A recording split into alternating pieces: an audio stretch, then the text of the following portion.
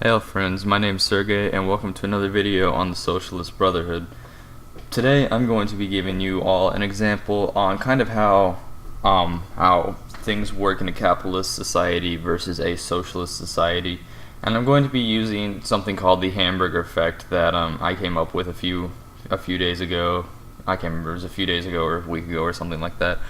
But anyway, so there's this restaurant, and it doesn't have to be a hamburger. It can be anything you wanted, but we're just gonna say it's a hamburger for now.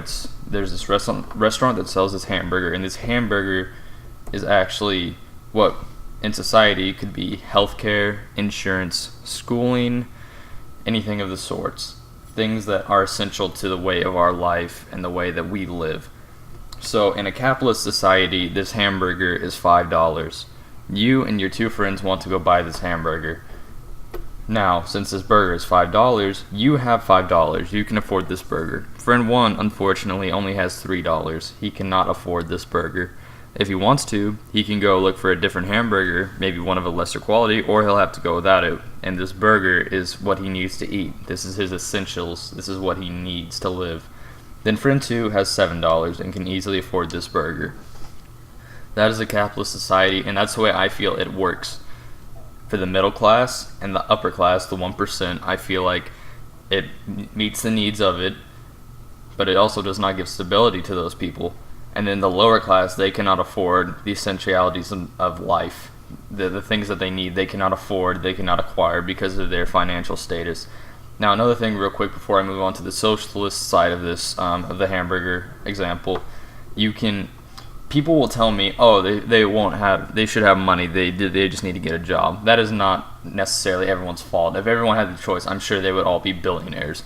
And that not everyone has the same opportunity. They did not all come from the same home. Not everyone is as smart as a nuclear physicist. You just can't.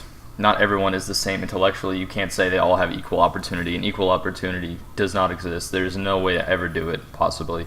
So that's how I kind of feel with the communist utopia. I don't feel it can ever happen. You just got to get as close as you can.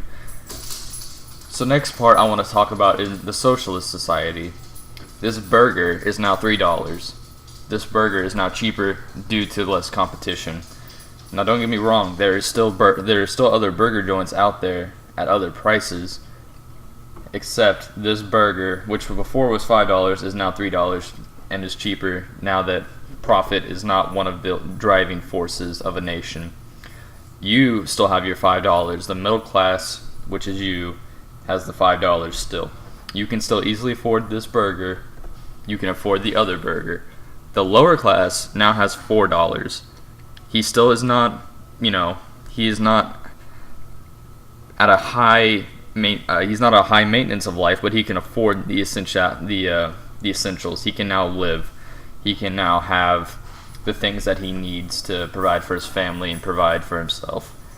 Friend 2 now has $6 instead of $7. Now, I think if you are honestly freaking out about the fact that this guy has a little bit less value, but he still can afford what he needs, then I feel like that's the point where where the selfish and greed of capitalism kicks in.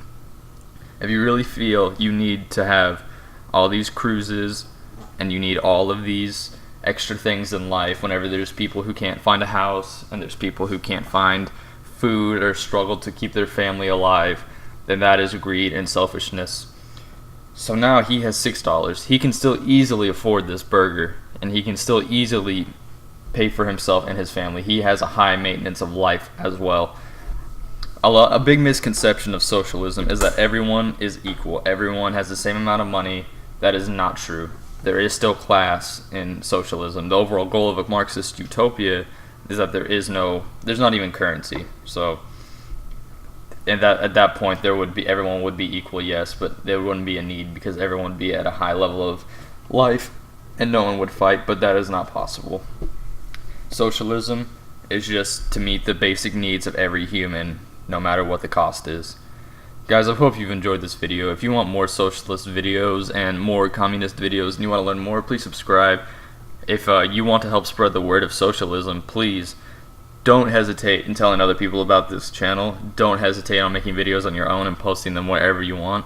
Do not hesitate on spreading this on the hamburger effect. This is a good way to describe to people who don't know a lot about socialism. If you guys have any questions about socialism, please let me know in the comments and I will try to answer. If you do want to debate, we can do so civilly in the comments. I'm not going to respond to any disrespectful comments or ignorant comments unless you, of course, are asking a question. Hope you guys are having a great day. See you guys later.